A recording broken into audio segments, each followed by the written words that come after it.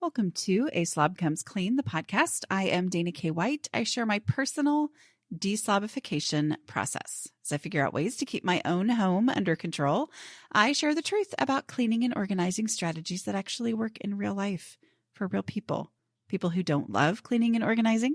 Thanks for joining me today. This is podcast number 401, and I'm calling it Getting Started When the Project of Your Home is Overwhelming. So it's the beginning of the year, and I think it's a great time just to let's talk about that getting started, because we might have some new people, but also sometimes it's just good to go back and remind yourself, what are the basics? How do I restart or get started or whatever? So anyway, this is a great conversation that I had with Renee, and we talked through just her unique situation and what she wants to do in her home. So I think you're going to enjoy this conversation. Don't forget, if you would like to join us over on Patreon, you can go to patreon.com/A Slob Comes Clean and find out how to do that. Okay, here's my conversation. Renee, you are here to talk about your house. I want to hear a little bit first about you. Tell me about you and your unique life situation. Okay. It's just myself and my husband who live here now, and we're recently empty nesters. So I still have my kids' rooms and a lot of their stuff, and I have pets, but that's about it. Okay. So recent empty nesters, as in how recent? Well, both my kids are in college. My daughter graduated in 21, but she came home this summer and brought a lot of stuff. Totally understand that. Yes. Okay. So tell me a little bit about what is working for you at this point.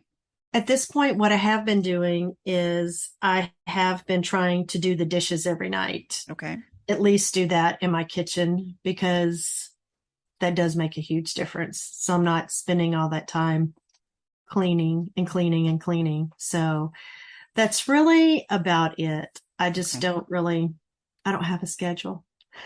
Okay. Well, okay. So what impact have you seen from trying to do the dishes consistently? Well, that I have dishes available to cook whenever I want to cook, and that I don't have to spend that time cleaning up before I want to cook. Right. And so then I think that it's also leading me not to eat out as much, which is a good thing. That's good. That's good. So I noticed on the notes that I had that you're feeling pretty overwhelmed. Is that right? Oh, definitely. You can pretty overwhelmed. You've been listening for a while. How long have you been listening to the podcast, would you say? Oh, probably about a year and a half. Okay. And what makes you identify with it? Because just the other people that I hear talking, it's the same type of situations, well, a lot of it is, where do you start? And it's just getting started. Yeah. How long did it take you to embrace the dish habit? I think I started it in the springtime. It probably took, after listening, 9 months. Okay. What do you think was holding you back? This is not criticism in any way. No. I think it's doing it. Just taking that first step. Okay. To be honest. Do you think you were held back because it was overwhelming? Were you held back because you weren't convinced, or what do you think? Oh, no, I think I held back because it's just overwhelming. Yeah. Because it's like I'm the only person that does it. Yeah. So. Do you feel like you're gaining any momentum? Is it getting easier the more that you do the dishes? Oh, yes. Okay. Definitely. Yeah. Okay. And has this always been a struggle, or has it been something that has kind of come up or gotten worse? Well, no, I'd say it's gotten worse. I don't think it was a struggle 20 years ago, but in the last 10 years, definitely. Okay. And I also work too full time. So, Yeah, absolutely. Okay. All right. So anything else that you've given a try, even if it hasn't been consistent? Anything else that you've listened to in the podcasts or read in the books or anything like that, that you've been like, okay, I'll try this? Yeah. Finding a home for things. Okay. Because that has worked to an extent. Okay. Yes. as long as everything gets put back. But if I see that it's not there, say scissors, Right. then people seem to take those and put them wherever, then I'm putting them back so that then I can find them. Okay. Okay. Cool. All right. So ask me some of your questions. What are you wanting to talk about today? How do you stay motivated, and not feel overwhelmed, with everything, because I'm the kind of person that if you told me what to do, I would just do it. But that's not how it's going to work. Right. Okay. So I have to say, I have the notes from Jennifer, who did your call. She says you have all the books and you haven't read them. Right. Okay. I cannot lie. No, I am all about the not lying. I think that's how I've built this whole thing that I do is I'm like, I can't lie either. So I get it. Like I totally get it. I mean, I have bought aspirational books before myself. And I'm like, I felt like buying the book was going to be the thing.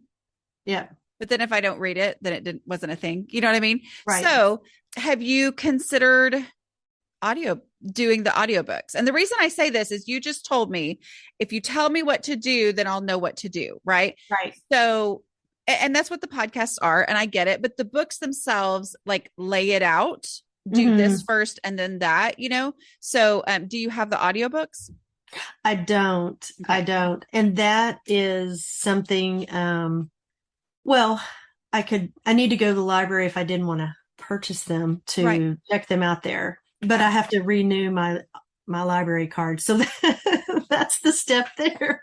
I totally get it. Like I do, but it can be, and I'm not saying like that's the answer because it's not, right. We're going to talk about other things, but I'm just saying like what I'm hearing is a lot of like, you're overwhelmed and you're thinking ahead to, if I only knew this, if I only could do this, if I just knew what to do versus, okay, so what can you actually do right now? Well, one thing is to listen to the book, I mean, like that would be something, and I would recommend How to Manage Your Home Without Losing Your Mind, or Organizing for the Rest of Us when you're just completely overwhelmed and I just need to, get going. But aside from that, how do you stay motivated and not feel overwhelmed? Well, I think that's the thing is instead of looking at all the stuff that you have to do, look at, okay, what can I do right now in this exact moment? Okay. Like without anything else to do before I do that. Okay. So like it might be, and that's where the 5-step decluttering process comes in. Okay. So that right there is the key. Okay. Is the key to saying, all right, I can't do everything. There is so much. So what can I do right now? So trash is the first step, right? So you grab a black trash bag. Do you already have black trash bags at home? No. Okay. So what would you put your trash in? Oh, well, I have trash bags, but they're white. Right. Okay. So that can be, maybe it's getting on Amazon or getting in your, grocery order app or whatever, and just putting it in the thing. Like sometimes that's like the thing that I need because I'm like, I need to do something right now. Because what I tend to find is when I get overwhelmed like that, I think here I can list off 16 different things that need to be done. But right now I'm working. Right now I need to make dinner. But right now I have all these other things that need to be done. I can't do any of that. And that's where I start to feel overwhelmed and helpless. Like there is no hope. I can't get this moving. So it's like, okay, what can I actually do right now? Well, maybe it's get the black trash bags. Not that you have to have black trash bags because you can use the white ones. You can use those. You can use, do you have any grocery sacks that Yes. Okay? Yes. Or sometimes shopping bags, like shopping bags that a lot of times those are a little thicker. And the reason for the black trash bag is that you're going to put stuff in it and not be able to second guess yourself because it's out of sight at that point. Like where the white trash bag, you can see through it. But if all you have is a white trash bag, then use the white trash bag. You know what I mean? Like, so make sure that you're like, hey, is the thing that's stopping me something that is truly stopping me? Or is it just contributing to feeling overwhelmed? And what could I do in this time, even though it's like, really, is that going to make a dent? But you've experienced that doing the dishes makes other things in life easier. Mm-hmm. And so it's like, okay, let me just try a few of these things. So as far as staying motivated, I think it feels like that's something that you need to take off of your worries and say, because you had two words in here. You had motivation, which is a big, scary, overwhelming concept, right? Like, Right. I haven't had this before. I've tried different things before. It never lasted. So I assume it's going to fail again. Like those kinds of things will come in my brain. And then you have the word overwhelmed, which is the right now, this is stopping me from being able to move forward. So let's separate those two things and say, I'm not going to worry about motivation for right now. I am going to acknowledge that I listened to this crazy lady's podcast. I'm in her private Facebook group, which means that you have committed financially, right, to Right. being part of this group, to being a kindred spirit. So you've done that. All right. That is something. And those things will mean that you do have motivation. Like, do you ever feel like, why am I not motivated? Do you ever feel that way? No, not Okay. really. That's good. So you've got some motivations. Let's take that out and let's just say, what can I do right now to get going with the overwhelm, to get past this overwhelm? Because then as I see progress, then that is what's going to motivate me. Okay. So instead of worrying about how I'm going to be motivated, let me just deal with how do I break through and do something right now. So ideally, it would be starting in the most visible space, or you could start wherever you are, wherever, it doesn't matter, but Right. take a picture and start throwing away trash in whatever you have to throw away trash in right now. Throw away trash. And then after 5 minutes, take another picture, because Okay. that's going to give you actual proof that 5 minutes makes an impact. Where as long as ahead of time, you're trying to think, okay, really 5 minutes is like, when I look at this overall mess and I think this is going to take me, I mean, I'm just talking here. I'm just, making stuff up. Yeah. But like, if I look at a mess and I think this is going to take me probably 3 weekends to even really actually do anything here. I don't have 3 weekends. What is the point of even trying? Like, and when I think 3 weekends, then in my mind, 5 minutes is like, that's nothing. Well, 5 minutes isn't nothing. It's 5 minutes. So if you take the picture beforehand, set the timer for 5 minutes, take a picture after 5 minutes, and prove to yourself that 5 minutes of throwing away trash has an impact. And then that realization is the thing that will help you be motivated. And then that will help you be less overwhelmed the next time. Say, I'm going to try it again. I'm going to try it again. I'm going to try it again. And it's like, I'm just going to do this right now. And every time I do that, then it perpetuates that motivation. Does that make sense? Oh, it does, because actually I also joined Take Your House Back. Mm-hmm. And this person had posted, I think just last night, and they had done the 5-minute pictures. Mm-hmm. And then you could see the difference. Yeah. So, well, and I think too, it's that low stakes thing. Yeah. Because when you're overwhelmed by the mess, it doesn't feel low stakes. It feels like, I can't believe I'm dealing with this. I can't believe there's so much to do. But when you give yourself permission to just say, I'm going to take a picture after 5 minutes, then it's like, oh, well, I can do 5 minutes, even if it's to prove somebody wrong. Like, even if it's just to see if this works. I'm not even saying, look at all the progress I'm going to make in 5 minutes. I'm just saying, I'm just experimenting here. But 5 minutes really does make a difference. Oh, yeah. Yeah. No, it's just a lot is paper. Yeah. So when you say the trash bag, okay, so take paper out of the equation for getting started.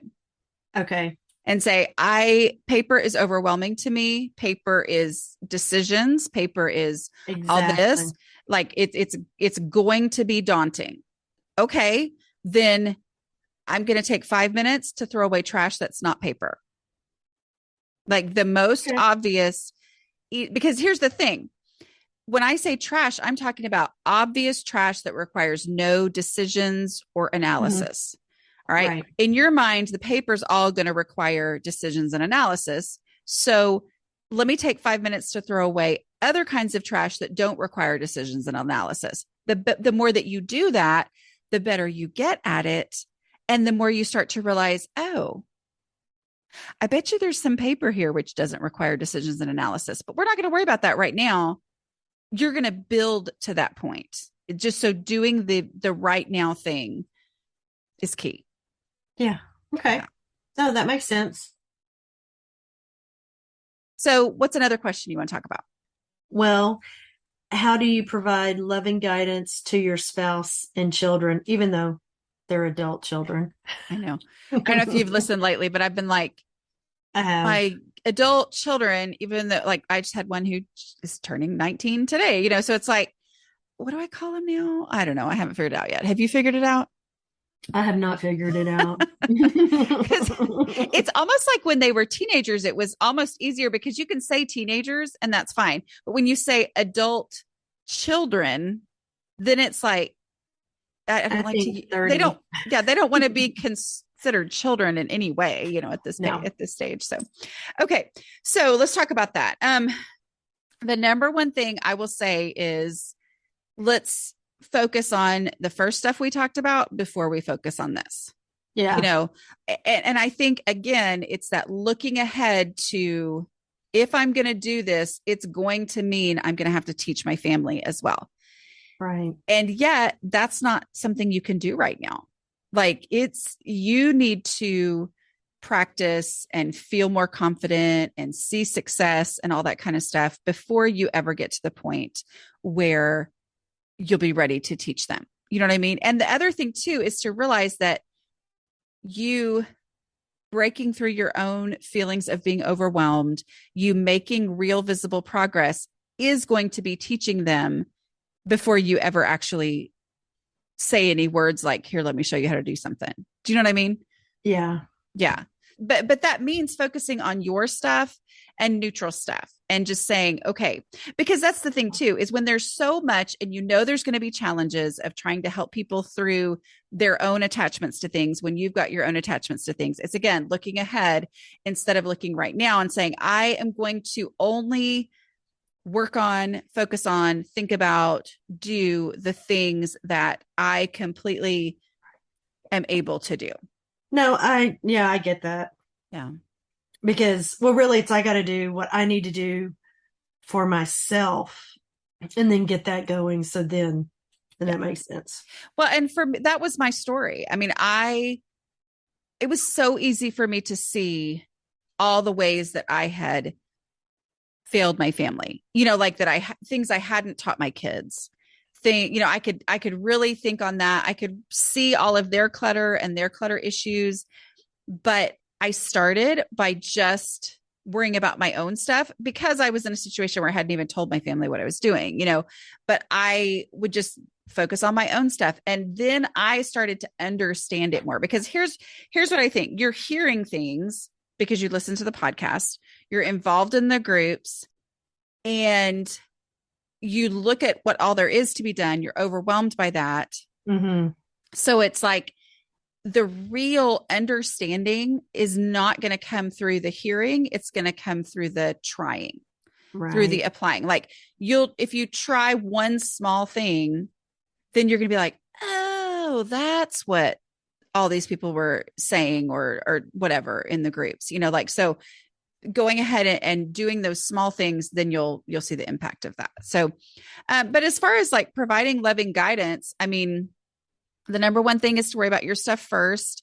Let them see you struggle, like work through it. When they see you work through it, that's loving guidance. You know what I mean? Instead of saying it in words, pretending like it's easy, it's not easy. And that. And that's what makes it hard because you're like, oh, I feel like I need to explain something to him, but it's hard for me too. But you working through, even when it's hard, is the thing that's going to really impact the other people around you. Well, and I think what makes it hard is my husband and my daughter, they can easily just get rid of stuff. Mm-hmm. But I don't want to get rid of it. Do you know? Because she brought home all of her dishes because her current roommate has everything for their house. Mm-hmm. Well, their answer is, oh, you can just get rid of what I brought back home because we don't need it right now. But, that I think that makes it hard too, because then you may have to repurchase it. You might, and it's going to be okay, because it'll be her that she has made that decision Yeah. and she might have to repurchase. Or let's be honest, maybe you'll have some you'll be ready to give to her. True, true, true. Or if she brought that home and you can't possibly get rid of it because it's newer, nicer stuff, well, then maybe you replace some of the stuff that you have and you say, okay, I'm going to use this for a while.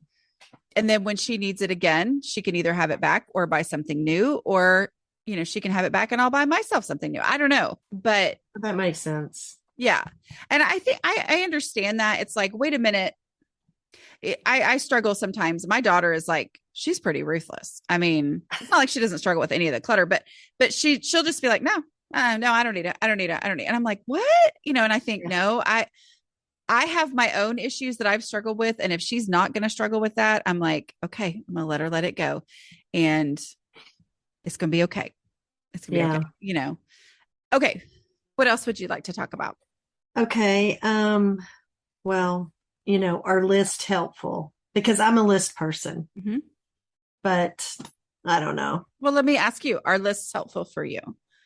Well, they are in my work life, but I don't know in this instance because I've made plenty of lists of what I need to do, but then I never started.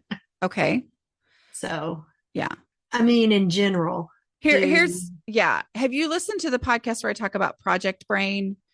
Is it recent? I think so. Probably. No. I don't know. I always talk about all this stuff all the time, but that's also in How to Manage Your Home Without Losing Your Mind. I talk about Project Brain, and it is likely that maybe you have Project Brain as well. That's one of my big struggles. And that is, in a work situation, I am successful because I can tackle a project. I can see what needs to be done, execute it, evaluate it, all of that kind of stuff. That's where I feel successful. And that's, list making in a lot of ways. It's like, let me break down the project, figure out what needs to be done, execute it, and then evaluate it and be done, finish it. But so a big part of my issue was that I would say, okay, this is how I'm successful in other areas of my life. And then I would look at my house, and in my house, I was not successful at all. And I was like, what is wrong? How is it that I can be successful doing these other things, but my house is such a struggle for me when it seems like it's so easy for other people? And so what I would do is I'd be like, okay, I'm going to tackle my house the way that I tackle other things where I'm successful. Right. So when you ask about lists, my guess is that you're asking about lists because you've tried it and it should have worked, but it didn't work. Right. Is that why you asked that question? Right. Yes, that's why. So for me, the other thing you said was I make these lists and then I never start them, but it works at work. Well, that's because I would spend so much time trying to figure out ahead of time what it was that was going to change my house. Like I would try to analyze it the way that I could analyze other things, but I would try to look at my house and go, okay, this is what it's going to take. And one of the big things that did for me was me trying to estimate how much time something was going to take, and I would say, okay, this mess that is in this room,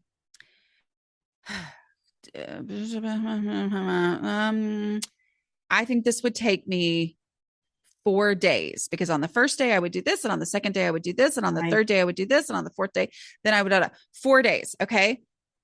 And I would have it all planned out, and I would have it all thought out. Well, then I would look at my calendar and think, when do I have 4 days?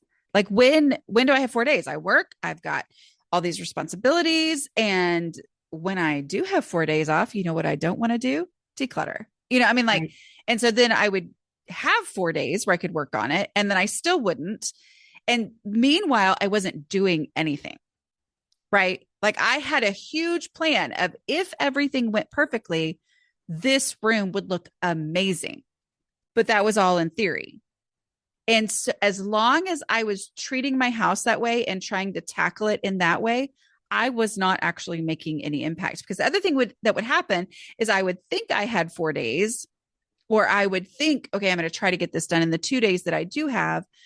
And I would get in there, but everything I was doing was done in a way where I was counting on having all 4 days. Like, I would pull everything out of a space, or I would sort into a whole bunch of piles or whatever. And it's like, okay, this is just the first step. This is the first step, right? Okay.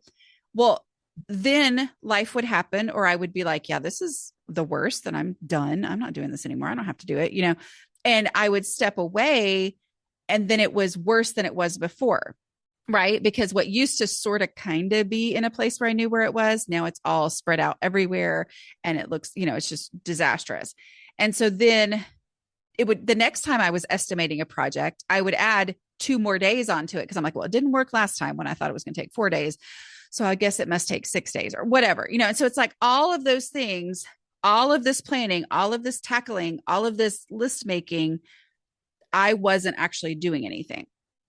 And so instead, when I came to this point of like, I don't know, and I was figuring things out, what I figured out that did work was accomplishing all the way teeny, tiny little things.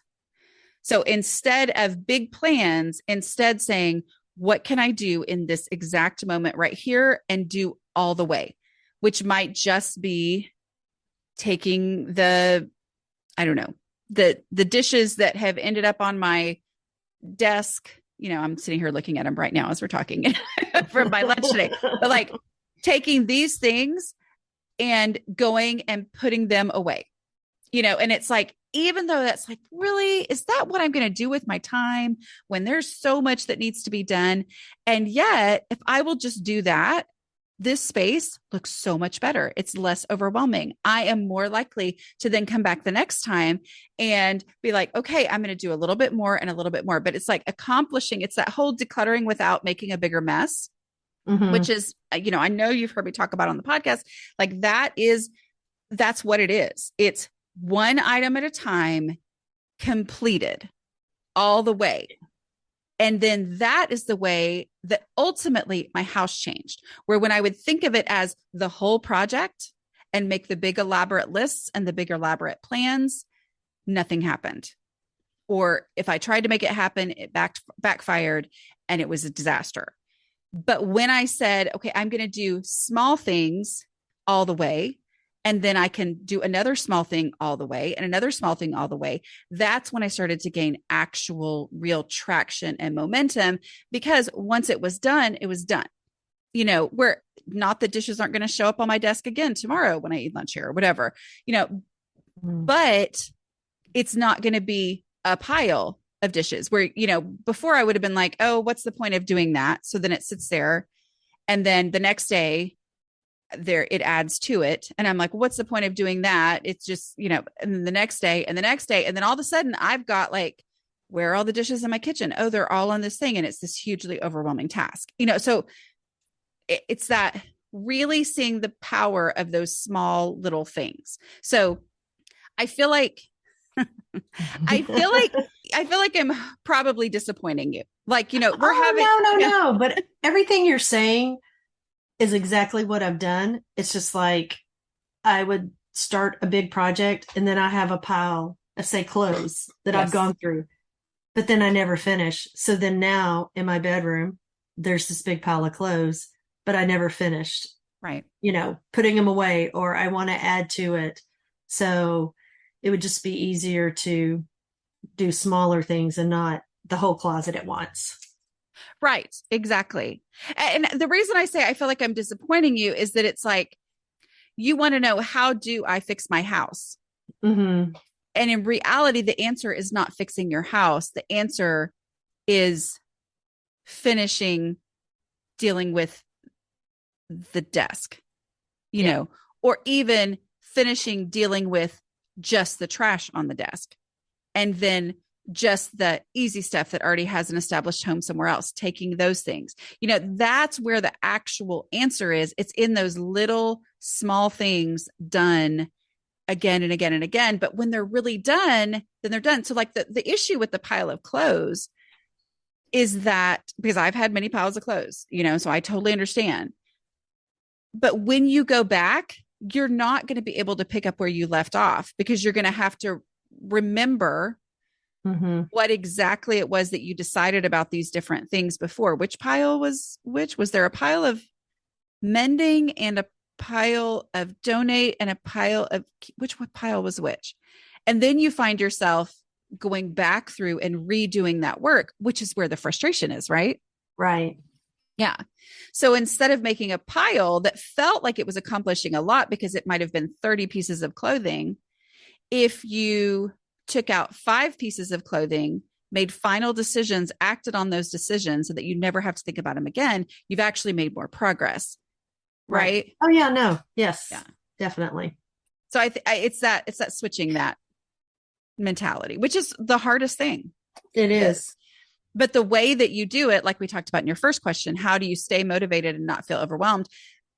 The way that you do it is to do a small thing and experience that success. Yeah. And then do one more small thing and experience that success.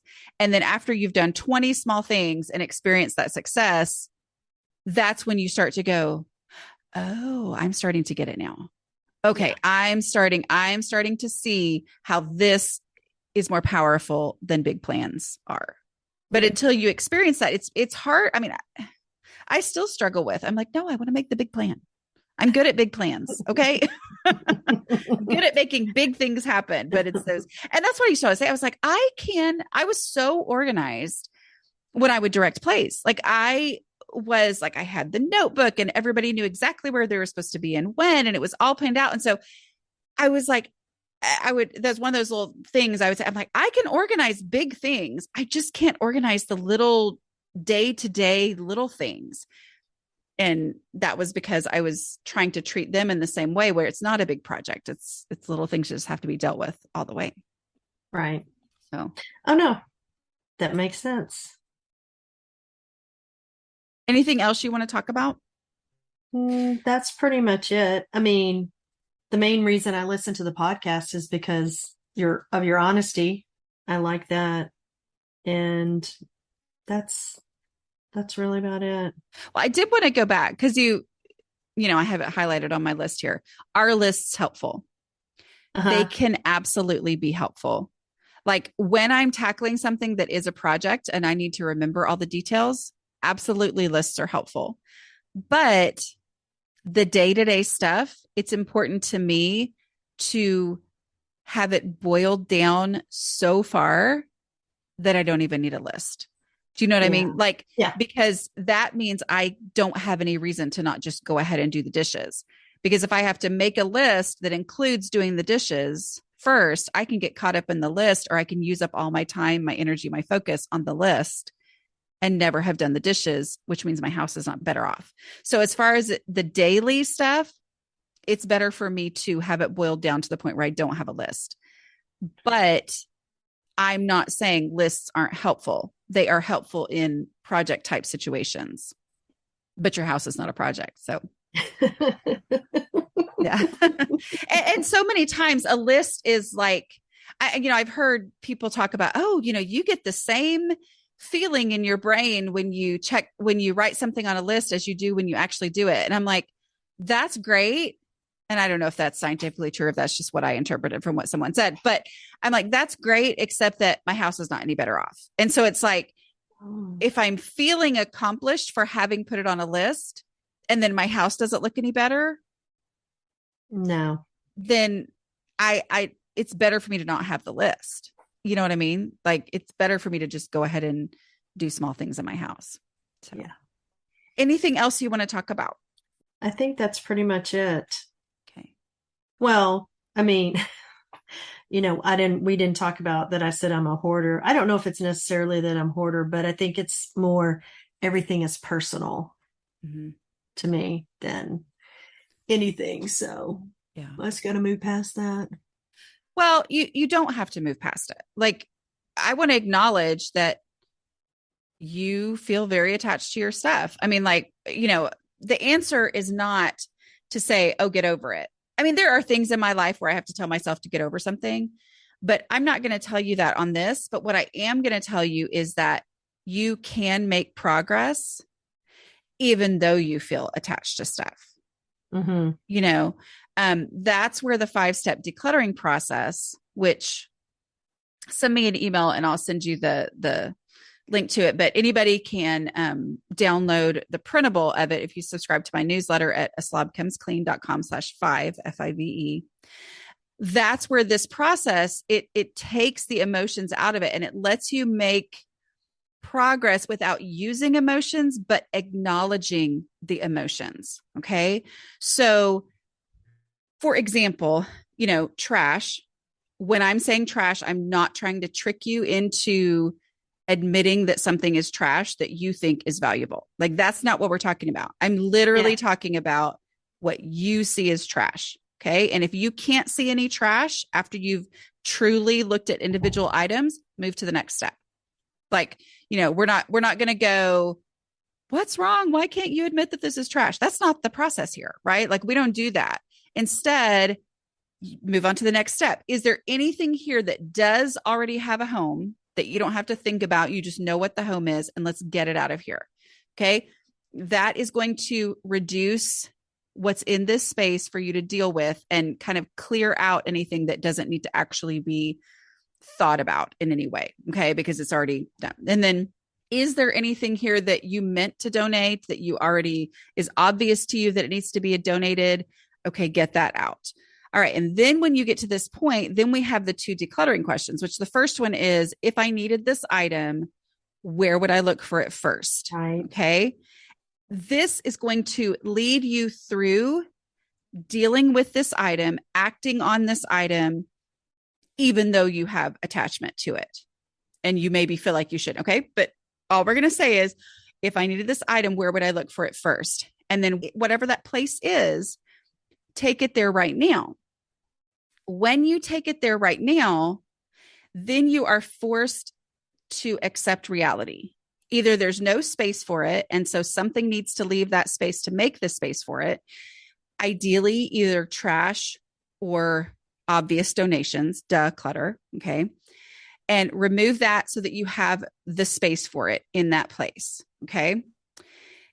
The other thing that happens, sometimes you get to this place and you're like, there is no room for it. I can't get rid of anything else. Okay, then I have to make a decision because it has to have a home. If I want my house to be under control, things have to have a home. So this item has to have a home, but I'm not willing to get rid of anything to keep it. So it has to go. So it's like, I am never saying that this item is not wonderful, valuable, full of memories, useful. We're not even considering that. We're purely going on what is there space for. Okay. And then that's what's going to help you start to make that momentum because you're getting rid of something. Because at this point, my assumption, I mean, we're not diagnosing hoarding or anything here, but for you to say whether you were saying it like super seriously or just like, I really worry that this is an issue, but I don't know. Anyway, but for you to say you're a hoarder means that you've got to get rid of some stuff, right? Yes. Yeah. So this is how you do that in a non-emotional way. Is like, okay, where would I look for this first? Let me take it there. Let me acknowledge what's in this space, remove something, create the space for it and leave it. And then I'm going to keep on moving through this. Okay.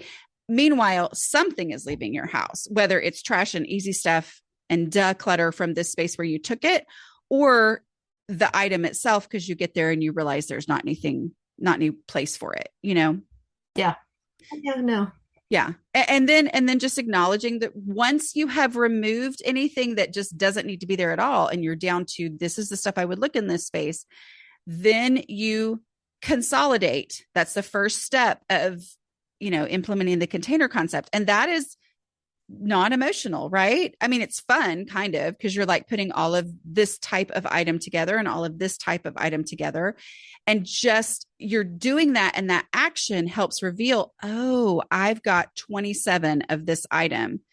I don't actually need 27. And then you're willing to let go of 14 of them or whatever, and as you do that, then you're starting to really make that progress, but you still have never had to reject anything. Do you know what I mean? Yeah. Yeah.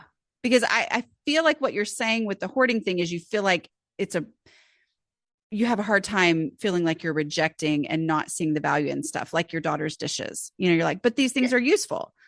So we're supposed to keep them. Well, but if you feel like your house is not under control, it's because you have too much stuff and it's not an option to keep everything. So I'm saying? Oh, definitely. So, but for right now, you don't need to worry about that. Now it's just trash because that's the one thing you can do right now today. And that's all you need to worry about. Even if it's for the next 2 weeks, a month, you just throw away trash. You say, I'm just doing this. I'm just doing this. And the more you do that, the more you're going to really understand what you're dealing with, because you're starting to look at your stuff instead of just kind of trying to ignore it, but when you're looking for trash, you see what's there. And you'll also see some impact on your house. If you can't do the trash, we'll say, I'm just going to focus for a week on just, if things already have a home, I'm going to go put it in their home, work on that and then work through those steps. So tell me what you like about being a member of our Patreon, Kindred Spirit. Whenever you have the live talks and we can ask questions, I like to listen to those. I don't really generally ask any questions, but just to hear other people's stories. Yeah. And then also the Facebook group, seeing what other people are going through and getting ideas.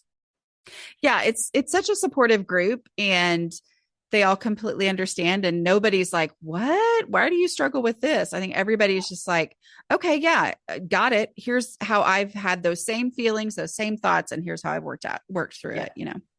That encouragement is good. All right. Well, thank you so much for coming on the podcast and being willing to share with the whole entire world. Oh, you're welcome. I appreciate it so much.